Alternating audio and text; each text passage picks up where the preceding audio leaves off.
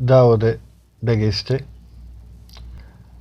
ku soo dhawow barnaamijkan isaga ah ee ku magacaaban Dhulbahante waa kuma ku magacaaban saaneri Dhulbahante waa kuma barnaamijka kan ama soo jeedintan iyada ah waa soo jeedin siyaasadeed oo sooyaaleed oo ka kooban laba qaybood soo jeedintan iyada ah ee hadda taaganna ay tahay qaybtii koowaad qaybta labaadna aan mar labaad ama kale dhammaystiri doono waa anigoo ah Khalid Xasan Yuusuf soo jeedintu saan horeba u sheegay waa Dhulbahante waa kuma Dhulbahante waa beel Soomaaliyeed oo ku sugan deegaamo dhowr ah oo bulsho weynta Soomaaliyeed ay degto beeshu waa midii soo dhaweysay dhammaan halganadii ay Soomaali wax kasta oo tayo leh u hurtay laga bilaabo inta la og yahay sooyaal ahaan waxa ay beeshu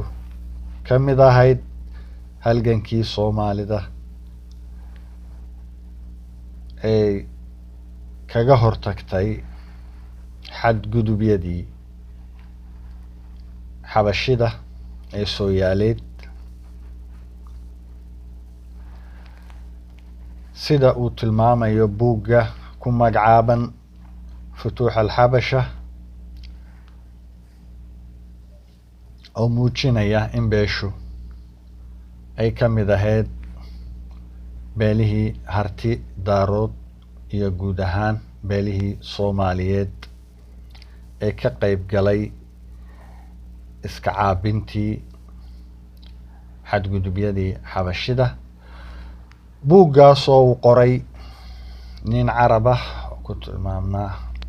Carab al-Geysani oo ka mid ahaa ciidamadii Soomaaliyeed iyo guud ahaan ciidamadii huwanta ahayd ee ka soo jeeday dad ku abtirsanaya diinta Islaamka oo ay ka mid yihiin Soomaalida iyo Cafarta magar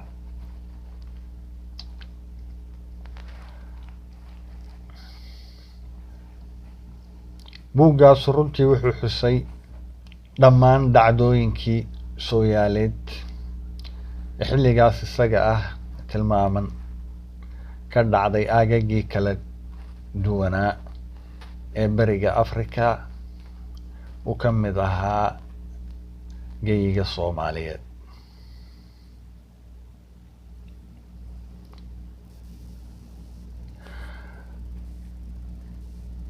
buugga iyo qoraagiisu siday tilmaamayaan in beesha harti oo beesha Dhulbahante ka mid tahay ay ahaayeen xoogagii Soomaaliyeed ee ka qayb galay halgankaas isaga ah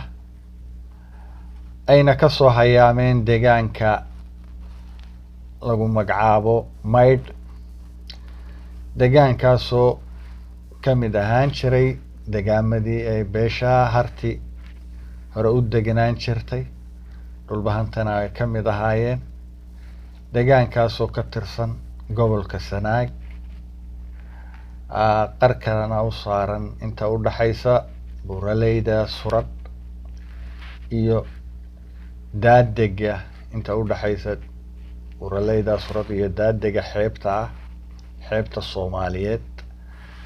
ama xeebta lagu magacaabo gacanka cadmeed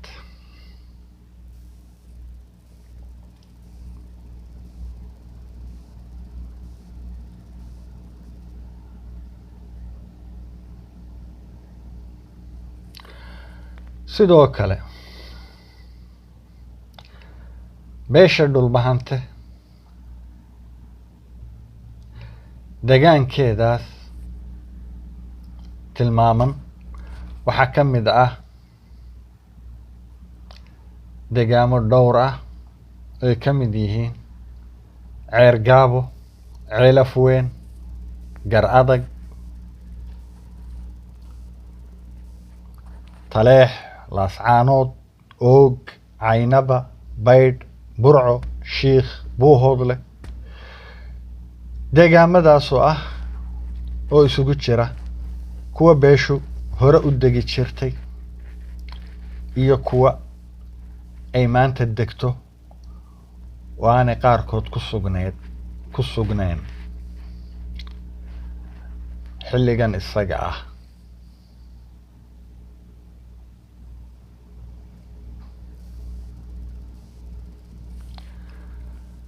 dhanka halganka Soomaaliyeed ee Sooyaaleed waxay ahayd beeshu oo ah beesha Dhulbahante mid aan u kala hadhin ka qaybgalka halgankii dhaqdhaqaaqii gobonimo-doonka Soomaaliyeed ee uu horkacayay ururkii daraawiishta, waana beesha Soomaaliyeed ee halgankaas iska caabinta gumeystayaashii Ingiriiska, Talyaaniga iyo Xabashida iyo Ingiriiska inkastoo isku dhac toosa iyo Faransiiska aan iraahdee inkastoo uu isku dhac toos aanu u dhici jirin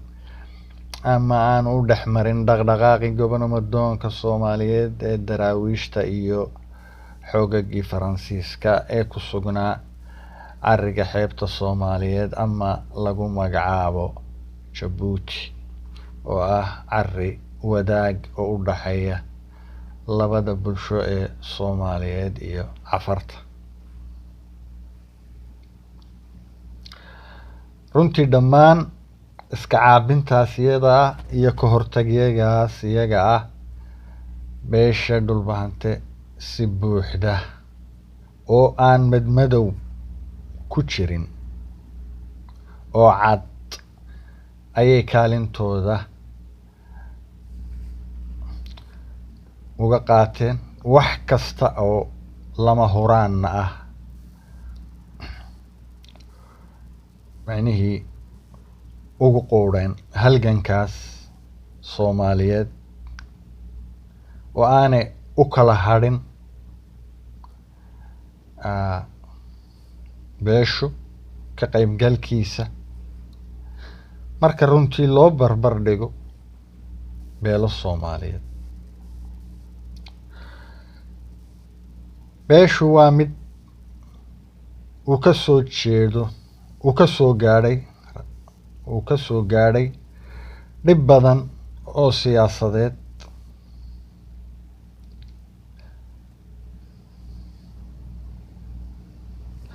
bulshada Soomaaliyeed qaarkeed laga bilaabo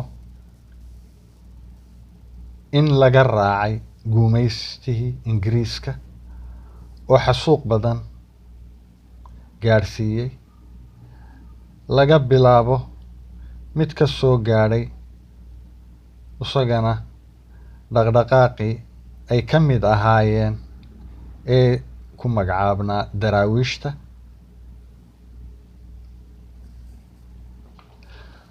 ama saan tilmaamay ka soo gaadhay beelihii gacan saarka la lahaa xoogagii Ingiriiska.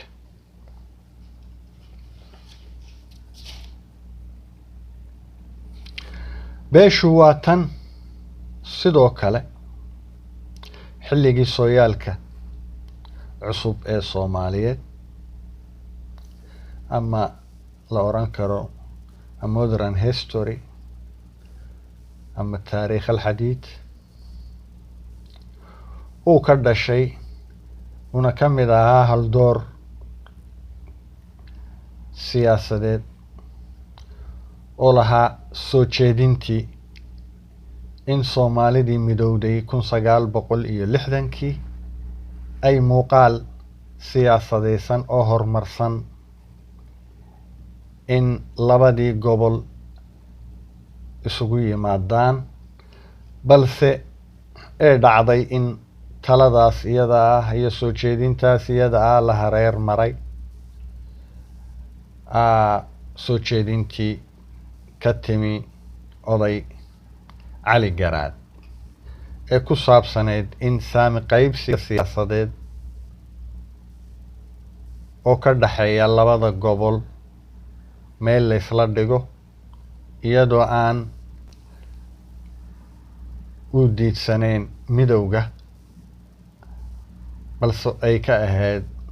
runtii farsamo siyaasadeed oo cilmiyeysan oo qoto dheer, taasoo odaygu garasho u lahaa hab dhaqankii siyaasadeed ee dalka ka jiray, siiba intii u dhaxaysay sanadihii 1950kii lasoo gaadho 1960kii oo ahayd ama ah xilligii Talyaanigu sida gaarka ah ugu magacaabnaa maamulka qayb ka mid ah dhulka Soomaaliyeed oo maamulkiisa iyo calankiisa hoos tegi jirtay.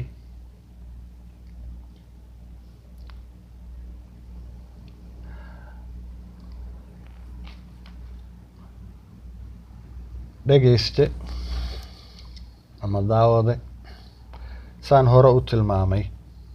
soo jeedintaas iyada ah waa mid ka kooban 2 qaybood kuna magacaaban Dhulbahante waa kuma. qaybtaas iyada ah ee hordhaca aad maqlayseen waa qaybtii koowaad, waxaana rajeynayaa inaan dhammaystiro qaybtii labaad oo iyaduna sidoo kale isla magacaas isaga ee xusan Dhulbahante waa kuma ku magacaaban. waa anigoo ah Khalid Xasan Yuusuf. ilaa intaan isugu imanayno qaybta labaad ee soo jeedintaas iyada ah ee ku magacaaban Dhulbahante waa kuma, waxaan igaga tegayaa kheyr, sidaas iyo nabadgelyo iyo soo jeedin wacan iyo dhegeysi wacan. waa anigoo ah Khalid Xasan Yuusuf.